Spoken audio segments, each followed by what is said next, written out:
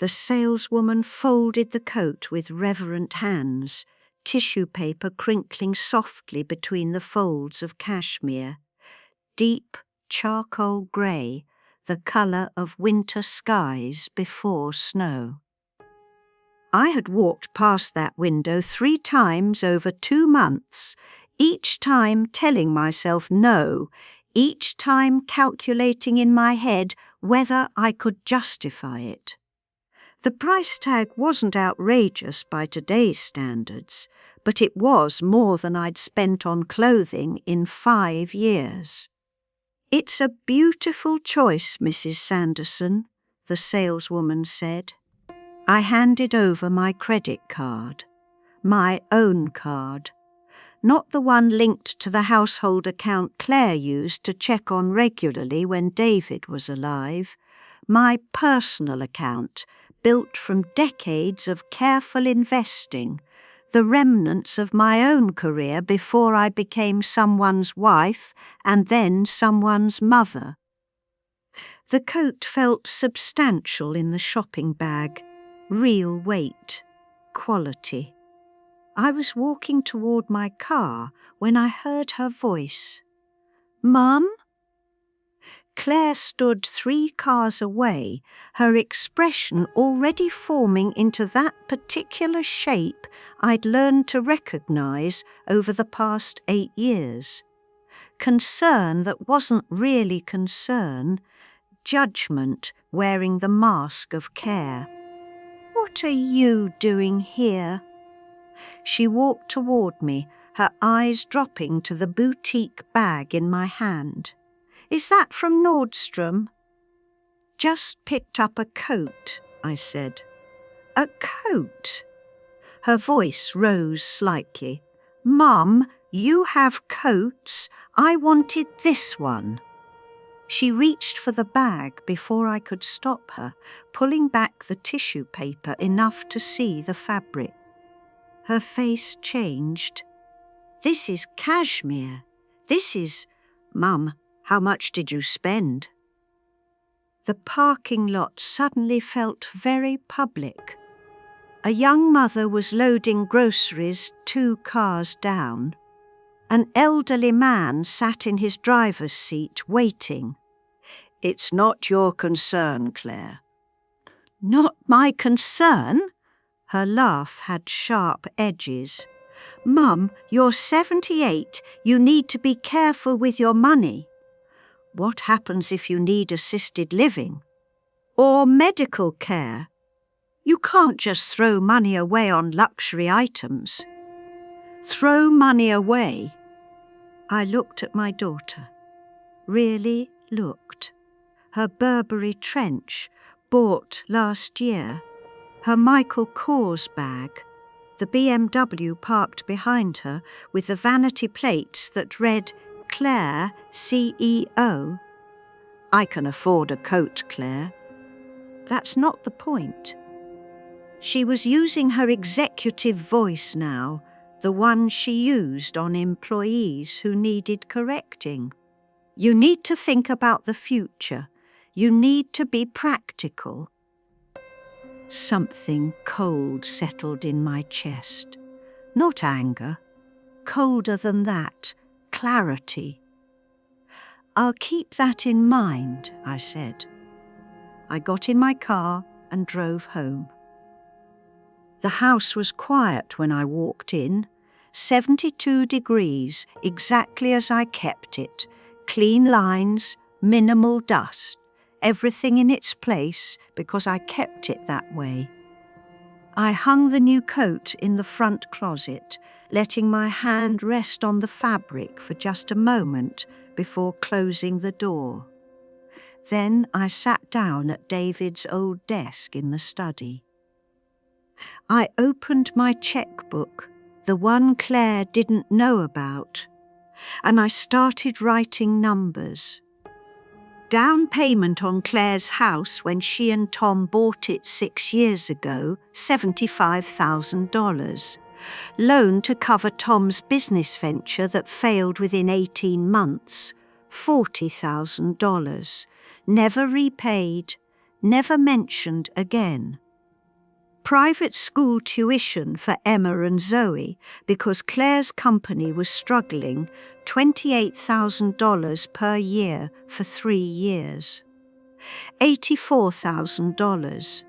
The new kitchen renovation last summer when Claire mentioned the bank had concerns about their home equity line, $35,000.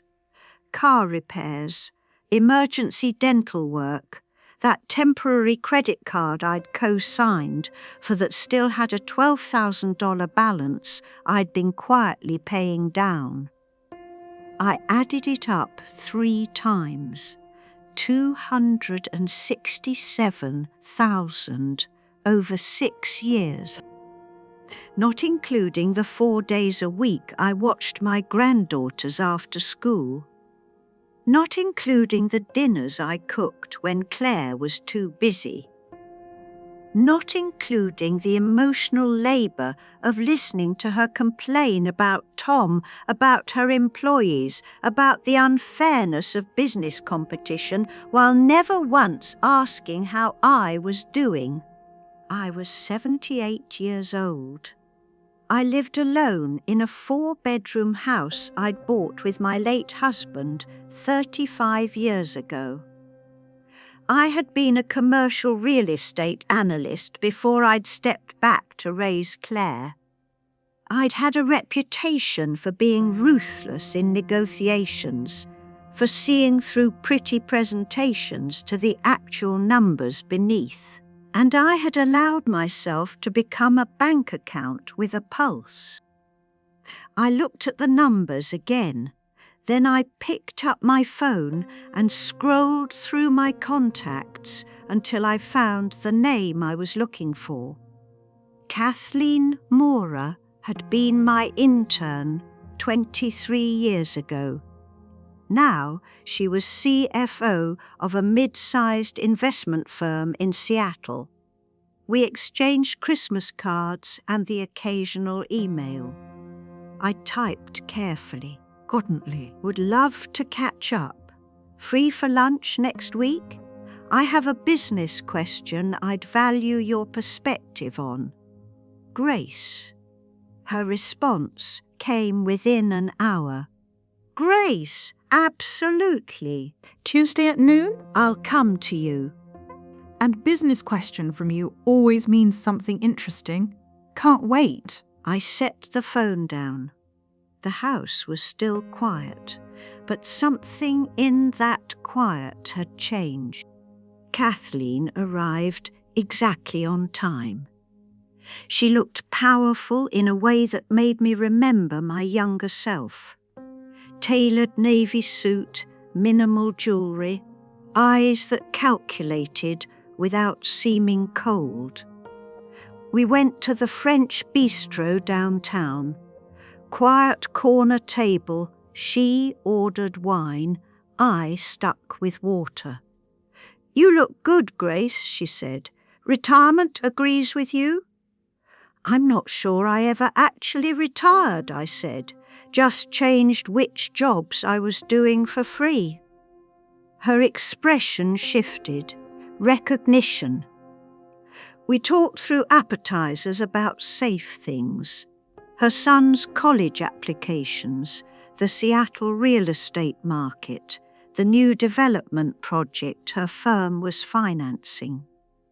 Then, over the main course, I said, I want to make a quiet investment, something discreet. And I need someone who can evaluate opportunities with complete confidentiality. Kathleen set down her fork. How quiet. Hidden ownership structure. Professional management. I don't need to be publicly involved. What sector? I'm flexible on that, I said, but I'm interested in companies that are fundamentally sound but poorly managed.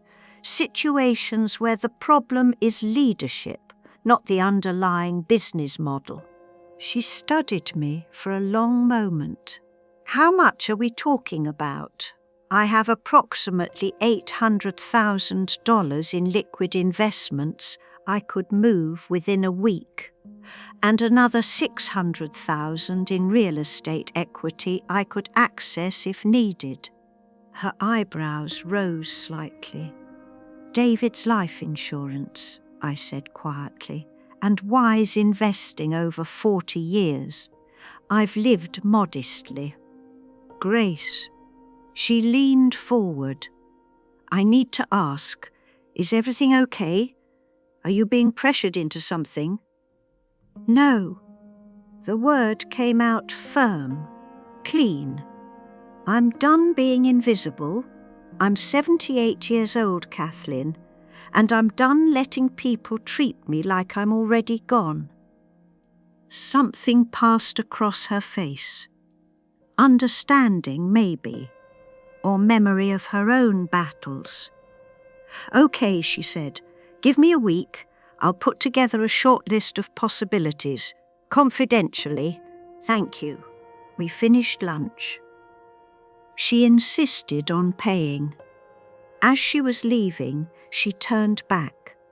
Grace, that intern you took a chance on 23 years ago? She remembers.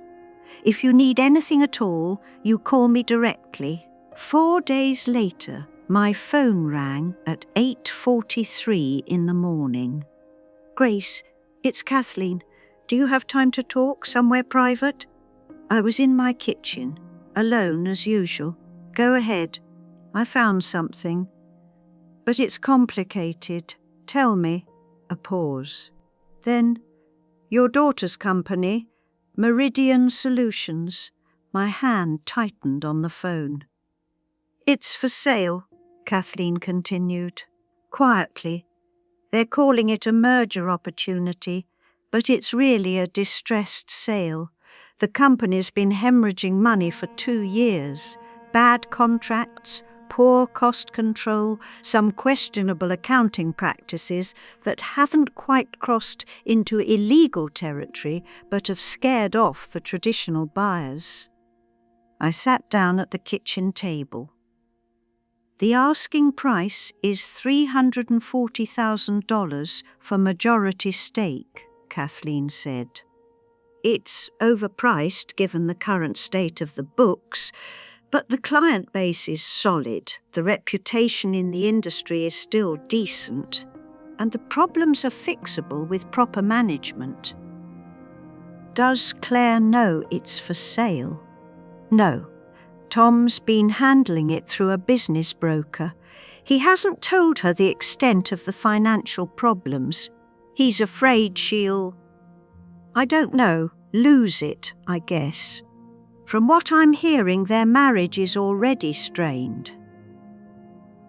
I looked out my kitchen window. The garden David and I had planted together, tulips coming up, life continuing. If I bought it, I said slowly, could we keep my involvement hidden? We'd set up an LLC, Silver Rook, how does that sound? We'd install new management. She'd keep her title and salary initially, but she'd be reporting to the new operations director. Eventually, if the company turns around, you could choose to reveal yourself or sell your stake at a profit. And if it doesn't turn around, then you're out $340,000. But Grace, I've looked at the numbers. This is fixable. It just needs someone who knows what they're doing, someone who isn't emotionally attached to doing things the way they've always been done. I thought about Claire in that parking lot. Her voice, you can't just throw money away on luxury items. I want to think about it, I said. Of course, take whatever time you need. I hung up. Then I sat at that table for 20 minutes, not moving. The house was quiet. It was always quiet now. Finally, I picked up my phone again and scrolled through my contacts until I found another name I hadn't called in years. Margot Chen. We'd worked together 30 years ago. She'd been brilliant, absolutely ruthless when it came to operational efficiency, and completely unwilling to tolerate incompetence. She'd terrified half our colleagues. I'd loved working with her. She answered on the third ring. Grace Sanderson. I'll be damned, Margot. How would you like a consulting gig? Define consulting gig, Margot said. I could hear the interest in her voice. Running a small company that's been mismanaged into the ground. B2B consulting services, about 30 employees, decent client base, terrible leadership. 6-month contract minimum with option to extend.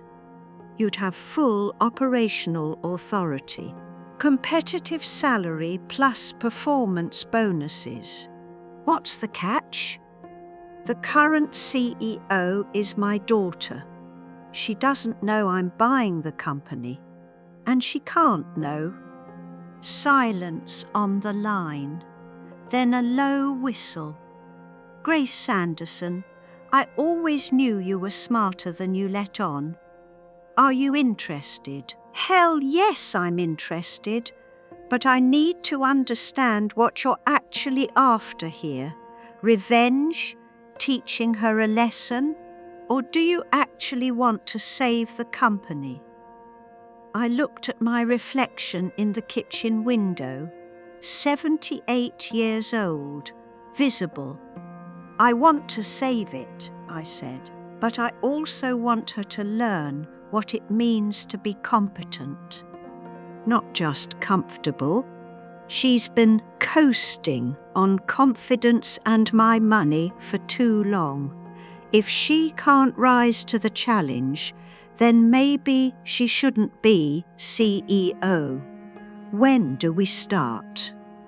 I'll call you back within 48 hours, I said. I need to make one more decision first. After I hung up, I went into my bedroom and opened the closet. The new coat hung there, still perfect, still mine. I pulled out my laptop and opened my brokerage account. The numbers stared back at me. Numbers David and I had built together. Numbers I had grown alone.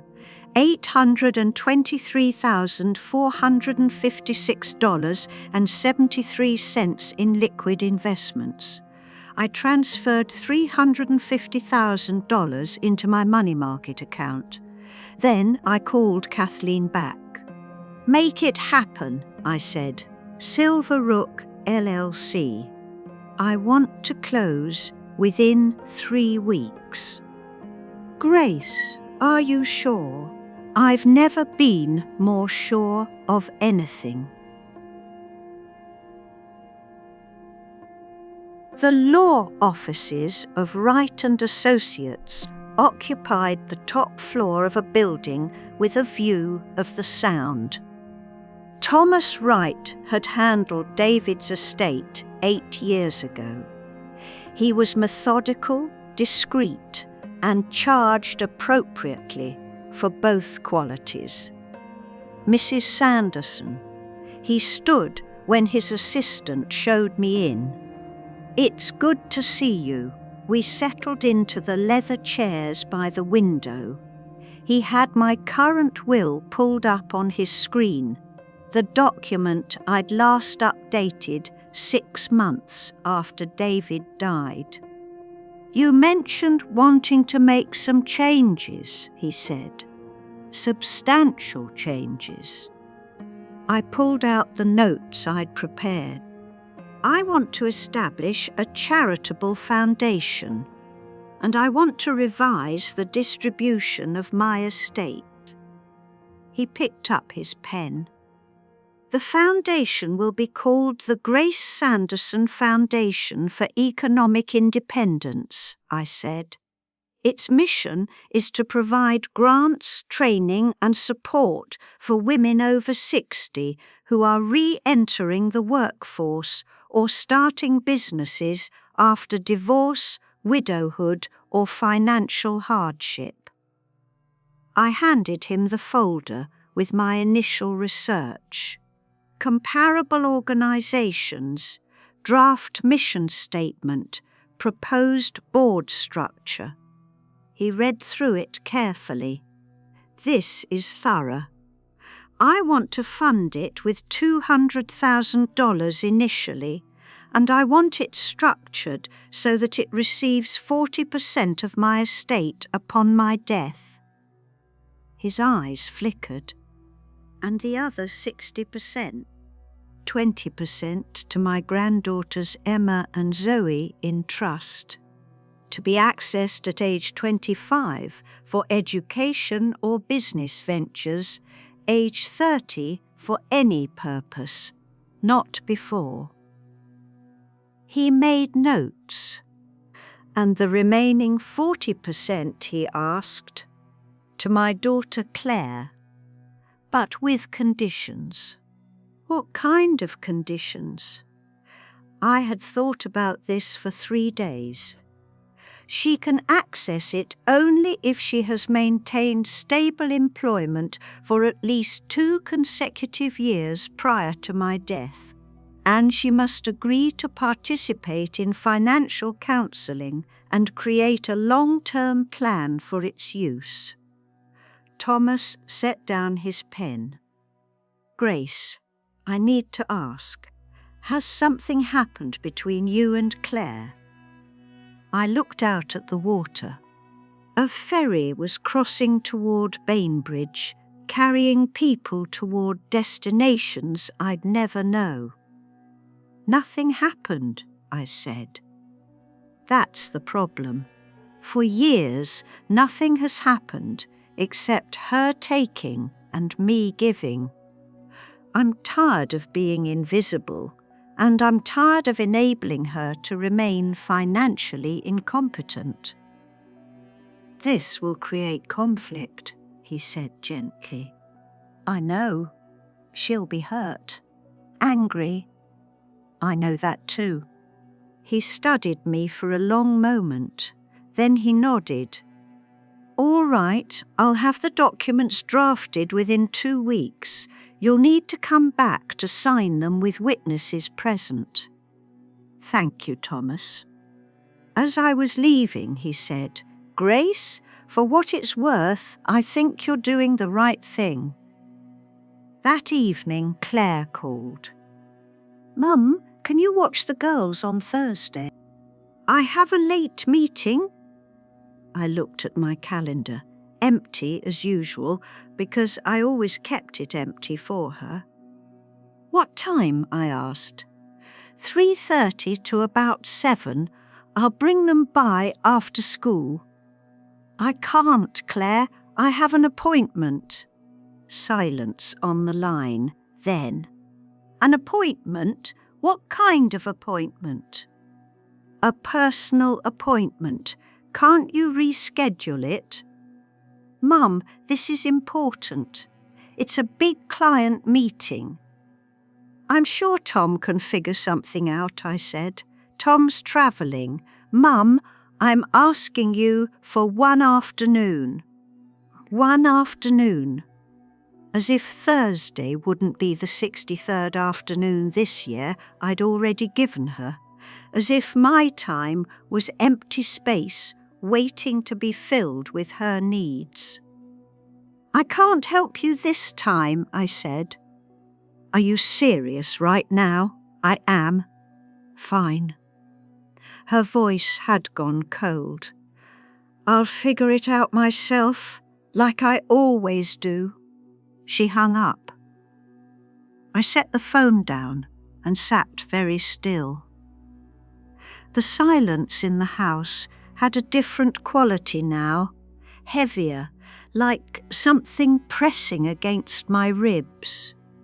This was the price then, this coldness, this distance. I waited for the guilt to arrive, the familiar weight that would make me pick up the phone and call her back, apologize, offer to cancel my imaginary appointment. But the guilt didn't come. Something else did. Something that felt dangerously close to relief. 3 weeks later, the acquisition of Meridian Solutions closed. Silver Rook LLC was now the majority owner. Margot Chen would start as the new operations director the following Monday. Claire didn't know any of this yet. She'd been told by Tom that new investors had come in to stabilize the company. She'd been told the investors wanted fresh operational leadership, but that her position as CEO was secure as long as she adapted to new expectations. I had asked Kathleen to give me weekly updates. Nothing detailed, just enough to know how things were going. The first week, Kathleen called me on Friday evening. "How is she?" I asked. "Struggling." Kathleen's voice was careful. "Margot's doing exactly what we discussed, implementing basic operational controls, requiring documentation, demanding accountability. Claire's not taking it well." Define not well. She's defensive. Keeps saying, "This is how we've always done it," when Margot pushes back on inefficient processes. She called an all-hands meeting yesterday to complain about the new direction. Margot shut it down within 5 minutes. I closed my eyes. Does she know about me? No. But Grace, she's going to figure it out eventually. Silver Rook is a traceable entity. If she digs deep enough, I know. But not yet. She needs to try first, on her own merits, without me as the excuse for why it's hard. After I hung up, I went to my closet and put on the cashmere coat. Then I stood in front of my bedroom mirror for a long time. The coat fit perfectly. The colour made my grey hair look elegant instead of washed out. I looked like someone who knew her worth. I looked like myself. That night I made tea. Not the rushed cup I'd grab between tasks. Not the mug I'd hold while listening to Claire's latest crisis on the phone. I used David's favourite teapot, the one we'd bought in Vancouver on our 20th anniversary. Loose leaf Earl Grey. A proper cup and saucer. I carried it to the living room and sat in David's chair, the one I'd avoided for 8 years because it felt like trespassing. The leather had worn soft under his weight. The reading lamp was positioned exactly where he'd liked it. I sat down, the leather accepted me. I drank my tea slowly, watching the light fade outside the window. No television, no phone, no distractions. Just me and the silence. The silence had weight, texture. I could feel it pressing against my ribs, filling the spaces in my lungs. But it wasn't suffocating anymore. It was mine. For the first time in 8 years, the silence felt like something I'd chosen rather than something that had been left behind. I thought about Claire at her desk, probably still at the office, probably frustrated, probably blaming everyone except herself. I thought about Emma and Zoe growing up, watching their mother take and take and take from their grandmother. I thought about the woman I'd been at 35. Sharp, confident, someone people listened to in meetings. I thought about the woman I'd become at 78. Invisible, convenient, someone people called when they needed something. And I thought about the woman I was becoming now, visible. I finished my tea, set the cup down carefully. The house was quiet, but I was no longer empty. The leaked document arrived in my email from an address I didn't recognize. Subject line, urgent, Silver Rook ownership structure. I almost deleted it. Then I saw the attachment name, LLC Articles of Incorporation.pdf. My hands went still on the keyboard. I opened it. There, on page 3, in the registered agent section, was my name, Grace Eleanor Sanderson. And my address. Someone at the county clerk's office had made an error. Or perhaps no error at all.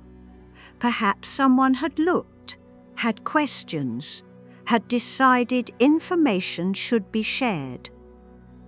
I called Kathleen immediately. "I see it," she said.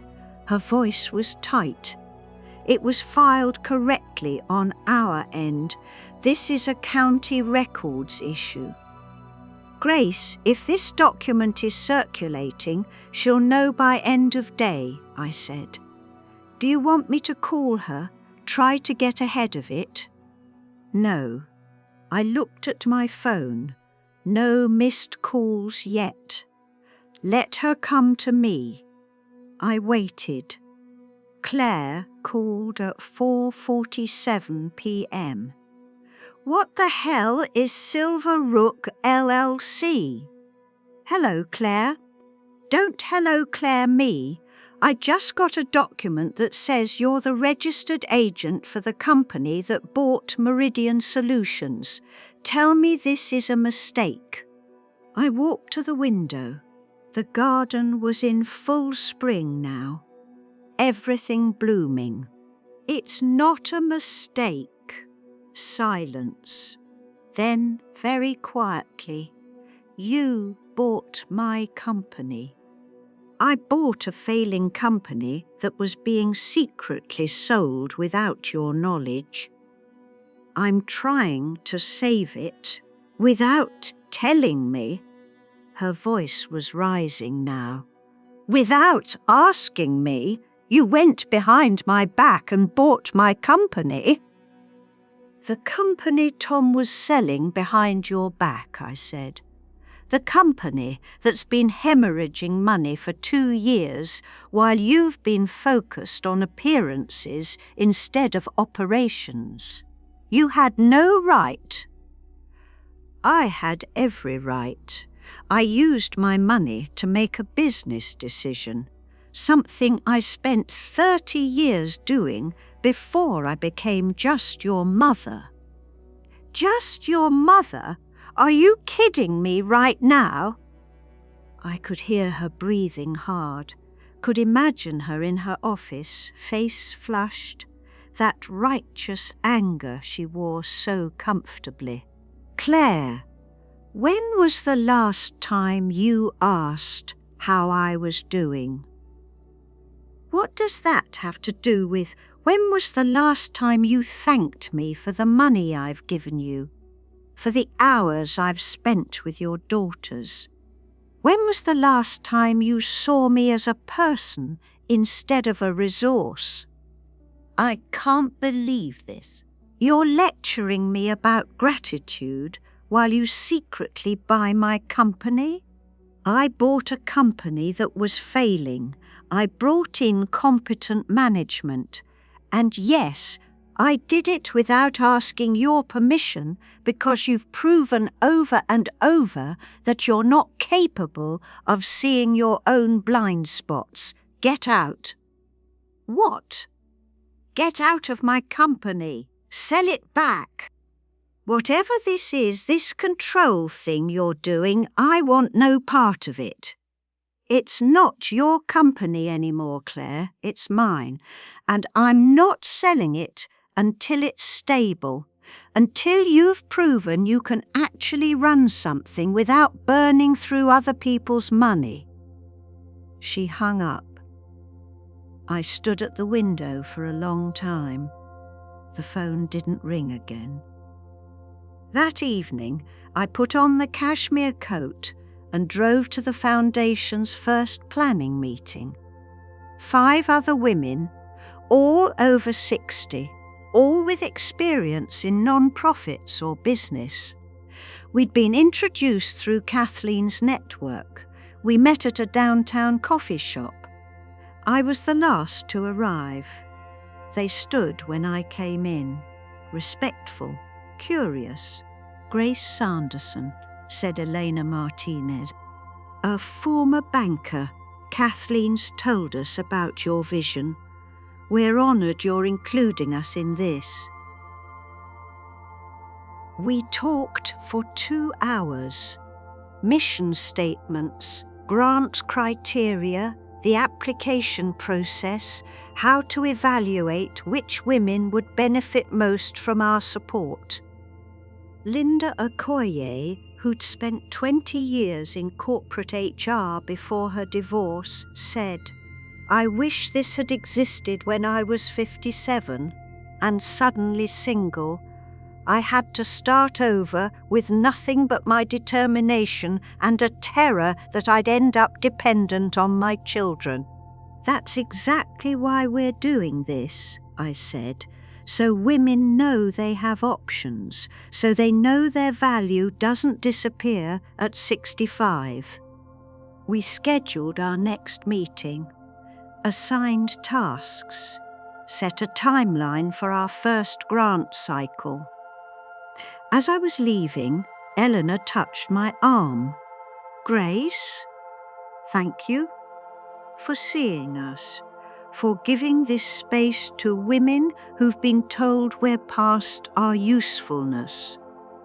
I drove home in the dark, the coat still warm around my shoulders. When I got home, there was a voicemail from Claire. I listened to it standing in my kitchen. "Mum?" Her voice was different, smaller. "I just need to understand, did you do this because you were angry or because you actually think I'm incompetent? Because if it's the second thing, if you really believe I can't run my own company, then I don't know how we come back from this." A pause. "Call me back, please." I saved the voicemail. But I didn't call back, not yet. 2 weeks passed. Claire sent texts, short, increasingly desperate. "Can we talk? Mum, please. The girls miss you." That last one almost worked, but I knew what it was: leverage, emotional bargaining, using my granddaughters as currency. I didn't respond. Instead, I watched. Kathleen sent me brief updates. Claire was showing up earlier, staying later, actually reading the operational reports Margot prepared, asking questions instead of issuing orders. "She's fighting it," Kathleen told me, "but she's trying." Margot says she actually apologized yesterday. First time ever. For what? For dismissing a junior analyst's suggestion without listening to it. Margot had called her out in the meeting. Claire tried to defend herself, then stopped, apologized, asked the analyst to explain the idea again, Progress, small, grudging, but real. In my kitchen I made tea again, sat in David's chair again. The ritual was becoming familiar now, comfortable. The silence still had weight, but I'd learned to breathe under it. My phone rang. Not Claire, Emma, my granddaughter. Grandma? Mum says you're mad at her. I'm not mad at her, sweetheart. But you're not talking to her. We're taking some time to figure things out. She cries at night. I can hear her. My chest tightened, but I didn't let my voice change. Your mother is learning something important. It's hard, but it's necessary. Are you still my grandma? Always. Nothing changes that. Even if you and Mum don't make up. Even then. After I hung up, I sat very still. This was the cost. This was what breaking the old pattern required. I looked at the coat hanging by the door, at the teacup on the table beside me, at my reflection in the darkened window. I was visible again, but visibility came with a price, and I was paying it. The Foundation's launch luncheon was scheduled for a Friday in June. We'd rented a small event space with windows overlooking Elliott Bay. 40 women had registered to attend. Local press had been invited. I stood in front of my bathroom mirror that morning, applying lipstick I'd bought specifically for today, deep rose, confident. The cashmere coat hung on the door behind me. My phone buzzed. A text from Kathleen. Claire just called me. She knows about the luncheon. She's asking if she can come. What should I tell her? I looked at my reflection.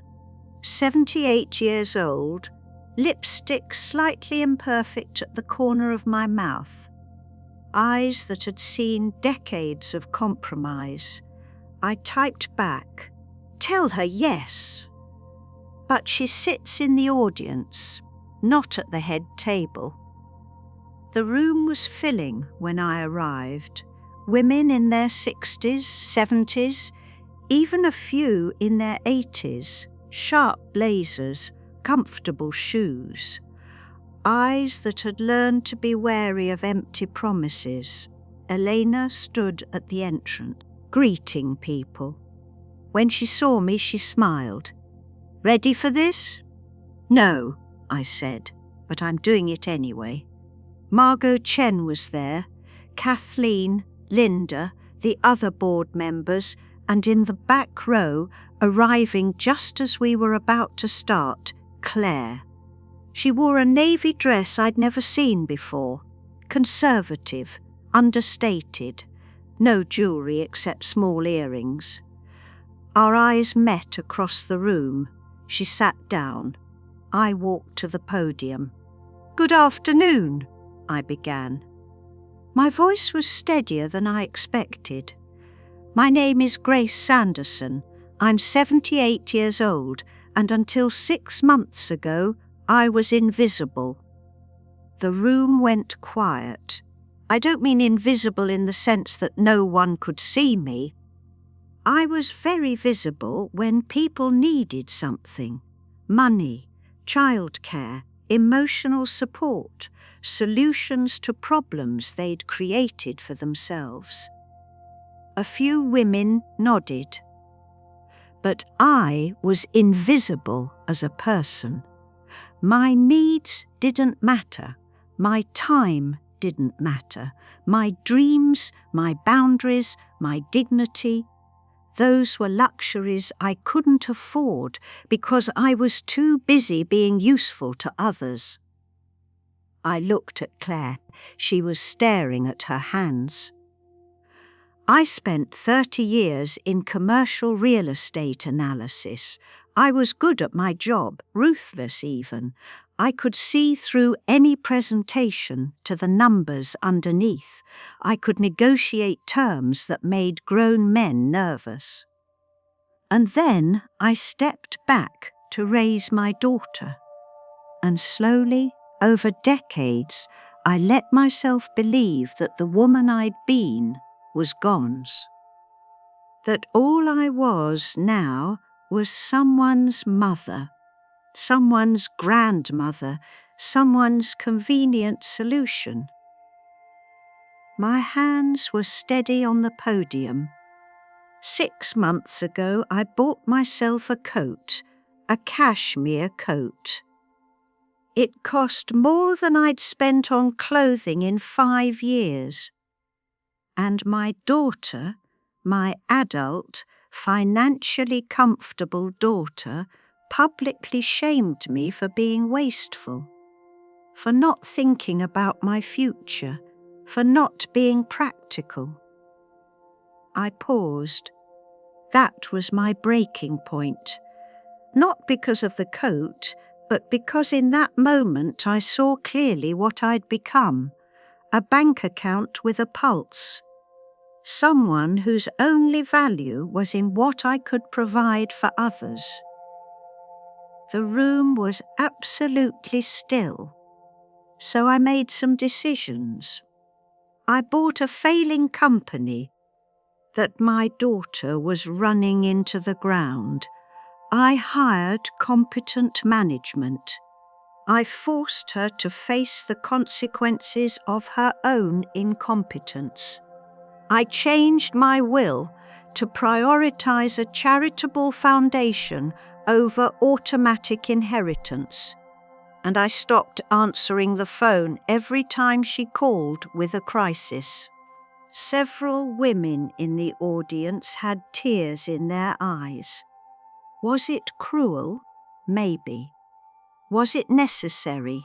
Absolutely.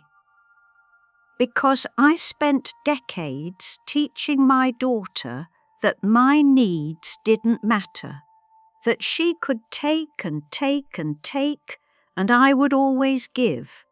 And the only way to break that pattern was to stop completely, definitively, with consequences. I looked directly at Claire now. Love should not require the erasure of your own identity. And being someone's mother does not mean becoming someone's servant. I saw Claire's shoulders shake. This foundation exists because I'm not the only woman who's spent decades being useful instead of being seen. We're awarding our first 3 grants today to women starting businesses, to women returning to school, to women who've been told they're too old, too unmarriageable, too past their prime to matter. I picked up the first envelope. Our first recipient is Linda Okoye, 59 years old, divorced after 32 years of marriage, starting a consulting firm that teaches corporations how to retain and value employees over 50. I read through all 3 recipients. The room applauded after each one. Then I stepped away from the podium. Claire was gone. Her seat was empty. But 20 minutes later, as people were beginning to leave, she appeared at my elbow. "Can we talk?" she asked quietly. "Please?" We sat in my car in the parking garage, both of us staring forward through the windshield. "I've been horrible to you," Claire said. Her voice was thick. "For years, and I didn't even see it." I didn't respond. Margot's been making me track my hours. how I spend my time, what I'm actually accomplishing versus what I'm just doing, and I had to write down every interaction, including with you. She pulled out her phone and showed me a spreadsheet. In the past 2 years, I called you 63 times. You know how many times I called to ask how you were doing? 4. 4 times, Mum. Every other call was me asking for something: money, babysitting, advice, help, solutions. I looked at the numbers, neat columns, brutal clarity. I treated you like you weren't a person, she said, like you were just there, always ready to help, and I never once thought about what you needed, what you'd given up, what you'd lost when Dad died and I just kept calling and asking and taking. No, I said, you didn't. I'm sorry. Her voice broke. I'm so sorry, Mum. I turned to look at her, really look. She was 46 years old, my daughter. The baby I'd rocked through colic, the teenager who'd rolled her eyes at everything, the young woman who'd called me crying when she got her first promotion. She was still there, under all the entitlement and the blindness. I accept your apology, I said, but understanding why I did what I did isn't the same as fixing things between us. I know, I don't expect, I'm not asking for everything to go back to how it was. Good, because it can't. She nodded. Margot told me yesterday that Silverook might sell its stake in the company if I can prove consistent performance for 12 months. That's the plan, and if I can't, then you'll report to a new CEO. And you'll learn what it means to be an employee instead of being coddled. She flinched, but she didn't argue. Can I? She hesitated. Can I see you sometimes? The girls miss you, and I miss you. Not as a bank account, as my mom. I looked at her for a long moment. Yes, I said, but on different terms. I'm not your default babysitter. I'm not your emergency fund. I'm not your solution to every problem you haven't planned for. If you want to see me, it's because you value my company, my conversation, me. Okay, and you'll need to earn back trust. That takes time. I understand. We sat there a moment longer. Then she got out of the car, stopped at the door, looked back. That coat looks good on you, she said. I smiled. I know. 3 months later, I sat in my garden with actual coffee. Not rushing, just sitting. The September sun was warm but not oppressive. The tomatoes David had always insisted we plant were finally ripe. I'd pick them later, make sauce, freeze some for winter. My phone rang. Claire's name. I let it ring twice before answering, not to be cruel, but because I could. Hi, sweetheart. Mum. She sounded breathless. Margot just approved our Q3 numbers. We're profitable for the first time in 3 years. That's wonderful. She's recommending a performance bonus for me. Mum, she's recommending it. I smiled. You've earned it. I couldn't have done it without. She stopped. No, That's not true. I did do it, me. But I did it because you made me. I gave you the opportunity to try, I said. You did the work. A pause. Then, are you free for dinner on Sunday? The girls want to cook for you. Actual cooking, not ordering pizza.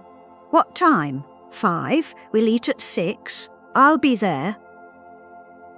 After I hung up, I went inside and stood in front of my closet. The cashmere coat hung there, perfectly maintained. I'd worn it twice more since the luncheon, once to a meeting with my financial advisor, once to the theatre with Elena and Linda. Next to it hung David's old cardigan. Worn at the elbows, still carrying the faint scent of his cologne, I touched both gently. Then I walked to my desk and opened my laptop. The Foundation's website showed our updated mission statement. 3 grants awarded, 7 more applications under review. A waiting list of women who'd heard about us, who were reaching out, who believed they might matter after all. Kathleen had sent me the latest report on Meridian Solutions.